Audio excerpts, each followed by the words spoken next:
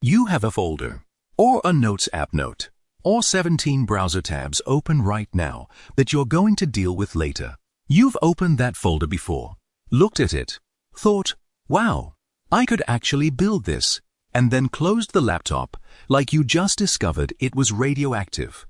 This video is not for that folder. This video is for the version of you who's about to open it again tonight, and this time actually break something on purpose.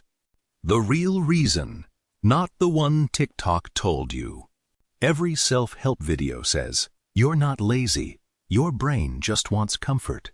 Cute, true-ish, also basically a participation trophy for procrastination. Here's the part nobody tells you.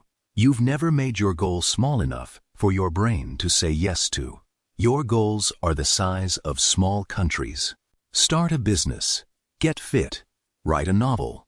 These aren't goals, they're Mount Everest, with no map, no oxygen tank, and a Wi-Fi signal that mysteriously disappears the second you try to research how to actually start. So, your brain, being the world's laziest but most efficient employee, looks at the size of the task and goes, nope, not today, not ever.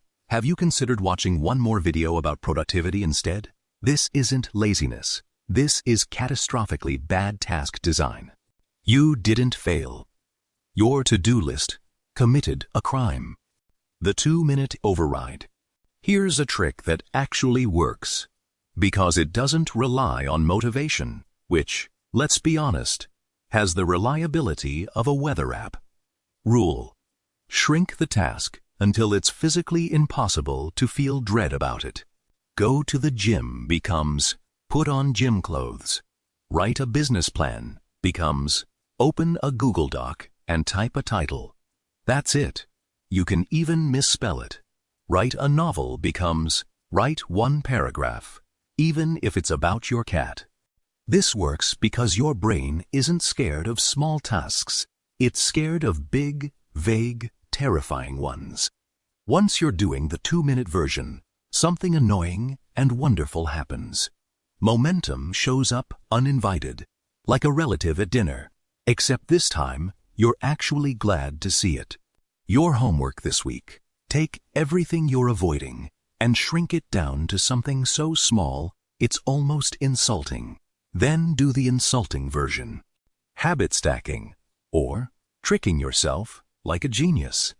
Discipline is a myth sold to you by people who don't actually know why their own system works. Here's the real move: habit stacking. Attach the new thing to something you already do without thinking, like brushing your teeth or checking your phone 40 times an hour. After I make coffee, I work on my project for 10 minutes. Before I plug my phone in at night, I cross one thing off my list. When a new habit rides shotgun with an old one, you don't have to remember it, it just happens. This isn't willpower. This is basically hacking yourself, legally. The embarrassingly bad first draft rule. Perfectionism is fear wearing a blazer and calling itself high standards.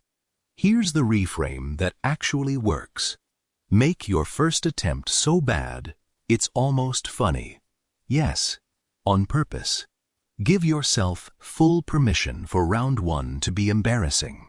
Because perfectionism is only scared of one thing: being judged. And when you already agree, yeah, this is trash, thanks for noticing, judgment loses its whole job. Write an ugly paragraph. Build a genuinely offensive-looking prototype.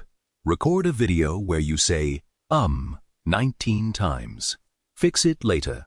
Existing comes first. Being good comes second. Being good on day 1 was never on the table anyway. Nobody tell your inner perfectionist. They'll be devastated. The environment audit, or stop fighting your own phone. However much willpower you have, it evaporates the second your environment is actively working against you. You are not weak. You are just trying to meditate next to a fire alarm. Tonight, do 3 things. 1. Charge your phone in another room while you're working. Yes, It will feel like abandoning a pet. It'll survive. 2. Build a launch pad. Set out tomorrow's stuff tonight. Laptop, notebook, gym bag. So future you has one less excuse to invent. 3. Name your biggest distraction out loud and physically move it away from where you work. If it's your phone, congratulations, you already know that. These sound small. They are small. But every distraction you remove is one less decision you have to make. And every decision you don't have to make is energy you get to actually spend on your goal, instead of on resisting Instagram for the 9th time today. The 2-day rule. You will fail. You will skip a day. This is not a prediction. It's a guarantee. And honestly, kind of a relief, once you accept it. Here's the rule that actually separates people who succeed from people who don't. Never miss 2 days in a row. One missed day is an accident. 2 is the start of a pattern that will very confidently tell you it's now a lifestyle. If you skipped yesterday, today you do the smallest possible version. Even one push-up, even one sentence, but you show up. This rule doesn't ask for perfection. It just refuses to let you disappear. You've watched a lot of videos like this. You've saved a lot of quotes. You've got a Pinterest board of discipline that is, ironically, the most disciplined thing about your entire routine. Here's the truth. Information was never your problem. You already know what to do. You knew it before this video started. The only thing this video is actually asking you to do is close it and go do one small, slightly embarrassing thing. So phone in the other room. Pick the one thing you've been avoiding for way too long. Shrink it down to 2 minutes and go do it. That's it. That's the whole secret.